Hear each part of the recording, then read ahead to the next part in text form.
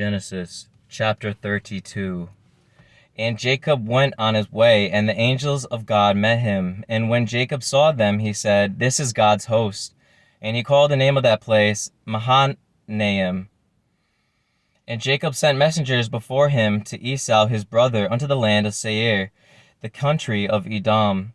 And he commanded them, saying, "Thus shall ye speak unto my lord Esau, thy servant Jacob saith thus, I have sojourned with Laban, and stayed there until now. And I have oxen and asses, flocks and men servants, and women servants. And I have sent to tell my lord that I may find grace in thy sight." And the messengers returned to Jacob, saying, "Well, we came to thy brother Esau, and also he cometh to meet thee, and 400 men with him."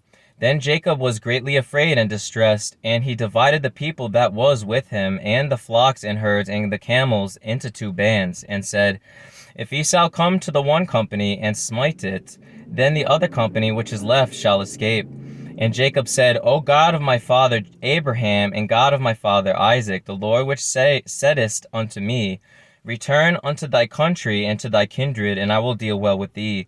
I am not worthy of the least of all the mercies, and of all the truth which thou hast showed unto thy servant.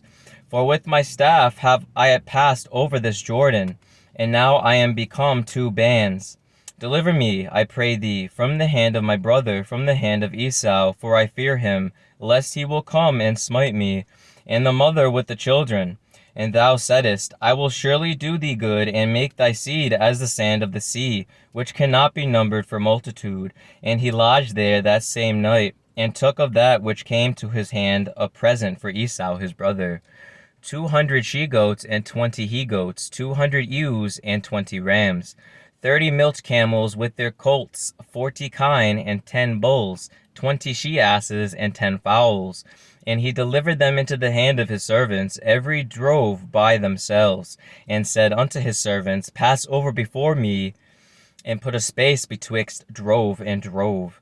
And he commanded the foremost, saying, When Esau my brother meeteth thee, and asketh thee, saying, Whose art thou, and whither goest thou?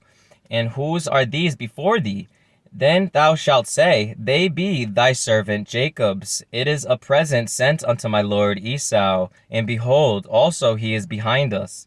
And so commanded he the second and the third, and all that followed the drove, saying, On this manner shall ye speak unto Esau when ye find him. And say ye moreover, Behold, thy servant Jacob is behind us, for he said, I will appease him with the present that goeth before me, and afterward I will see his face. Peradventure he will accept of me. So went the present over before him, and himself lodged that night in the company. And he rose up that night, and took his 2 wives, and his 2 women servants, and his 11 sons, and passed over the ford Jabbok. And he took them, and sent them over the brook, and sent over that he had. And Jacob was left alone, and there wrestled a man with him until the breaking of the day. And when he saw that he prevailed not against him, he touched the hollow of his thigh, and the hollow of Jacob's thigh was out of joint, and he wrestled with him. And he said, Let me go, for the day breaketh. And he said, I will not let thee go, except thou bless me. And he said unto him, What is thy name? And he said, Jacob. And he said, Thy name shall be called no more Jacob, but Israel, for as a prince hast thou power with God and with men, and hast prevailed. And Jacob asked him, and said, Tell me, I pray thee, thy name. And he said, Wherefore is it that thou dost ask after my name? And he blessed him there. And Jacob called the name of the place Peniel, for I have seen God face to face, and my life is preserved. And as he passed over Penuel, the sun rose upon him, and he halted upon his thigh. Therefore the children of Israel eat not of the sinew which shrank, which is upon the hollow of the thigh, unto this day, because he touched the hollow of Jacob's thigh in the sinew that shrank.